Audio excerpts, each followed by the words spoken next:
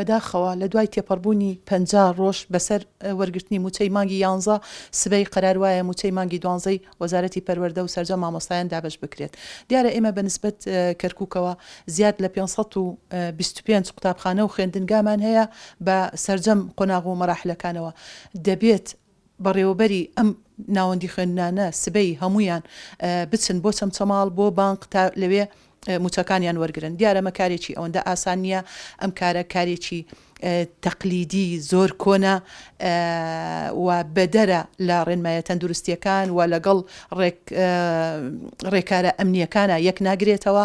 ئێمە لەم کات و ساتەیە کە لە سەردەمی ئەم کۆرۆنا نەفرەتیە کە بڵاو بۆتەوە و چنگی بە هەموو جیهان هەڵچنیوە ناکرێت 500 و ئەوەندە مامۆستا و بەڕێوەبەری قوتابخانەکان ڕووبکەنە ئەو جێگا قرەباڵغا و بە علاگە یاخود بە گونیە هەندێک ناوچەمانەیە بە گونیە پارەکانیان وەرگن. ئەمە شێوازێکی زۆر تەقلیدیە، پێم وابێ لە هەموو دنیاە شێوازی وانەماوە بەدەر لەوە لە ڕووە تەندروستیەکەوت و ئەم هەموو کەسانی 500 کەس لە بانقێکە ڕابوەستێ بۆ وەرگرتنی موچە، ئەو بانقە خەڵکی تریشی لێیە، موچەی شوێنی تریش دابەشەکە.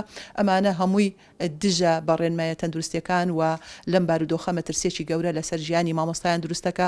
خاڵی پشکنین هەیە، خاڵە پشکنینەکان سەر بە دوو حکومەتی جیاوازە، سەر بە حکومەتی اتحادی دەبێ بەڕێوەبەرەکان نووسراوێکی پێبێ، سەرپشکردنی پێبێ بە زمانی عەرەبی نووسرابێ بۆ ئەو بازگانە و نووسراویشی پێبێ بە زمانی کوردی بۆ خاڵی پشکنینی حکومەتی هەرێمی کوردستان. دیارە ئێمە لە ماوەی ئەم چەند ڕۆژەی لە ناو شاری کەرکووکین ئەبینین ئەو بازگانە یاخود ئەو خاڵی پشکنینانی کە دانراوە چەندە ئەتوانم بڵێم خراپ مامەڵە لەگەڵ خەڵکەکەن بە دیویەکە ئەوان ڕێنمایی جێبەجێکەن و بەو دیوەشیا کە ئێمە هاتوونێتە دەرەوە ئێمە پێشێلی ڕێنماییمان کردووە زۆر زیاد لە حەتوند و تیژن.